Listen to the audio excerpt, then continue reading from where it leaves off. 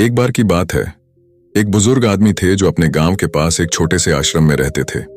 उनका नाम संतोष था। संतोष बहुत ही खुश और शांति प्रिय व्यक्ति थे। एक दिन आश्रम में एक युवक आया। उसका नाम राजू था।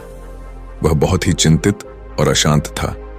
संतोष ने उसको आदर से स्वागत किया और पूछा कि उसकी चिंता क्या है। राज ने बताया कि उसे अपने भविष्य की चिंता है। उसकी सोच में सब कुछ अवांछित हो रहा था और वह परेशान था। संतोष ने राजू को बताया कि शांति का मार्ग उसके भीतर ही है। वह उसे ध्यान में लगाने के लिए कहा और उसे ध्यान और ध्यान की प्रक्रिया सिखाई। धीरे धीरे राज ने ध्यान की प्रक्रिया को अपनाया और उसने अपनी चिंताओं को विचारों से दूर किया।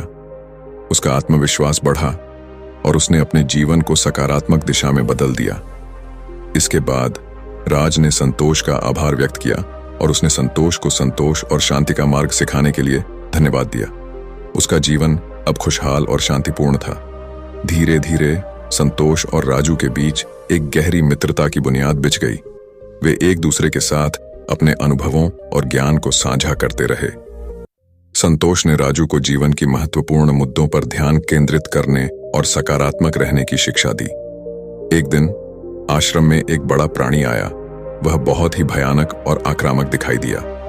संतोष ने राज को ध्यान में लगाने के लिए कहा। राजू ने संतोष की बात मानी और ध्यान की प्रक्रिया को अपनाया। धीरे धीरे उसने अपनी चिंताओं को विचारों से दूर किया और अपनी आत्मा की शांति पाई। जब वह शांतिपूर्ण था तो उसने उस भयानक प्राणी के साथ संवाद किया और उसे शांति का संदेश दिया। उस प्राणी ने भी उसकी बात सुनी और शांति का मार्ग अपनाया। इसके बाद आश्रम में सभी मिलकर उन्हें एक संघर्ष मुक्त और शांतिपूर्ण जीवन जीने की प्रेरणा लिया। इस कहानी से हमें यह सीखने को मिलता है कि शांति और सकारात्मकता का मार्ग हमारे अंदर ही है। हमें अपनी चिंताओं को नियंत्रित करना सीखना चाहिए और शांति का अनुभव करना चाहिए। इससे हमारा जीवन संतोषपूर्ण और खुशहाल होता है। वीडियो पसंद आया हो तो वीडियो को लाइक करें। ऐसे ही प्रेरणार्थक कहानी के लिए टीटी इंस्पायर्ड चैनल को सब्सक्राइब करें।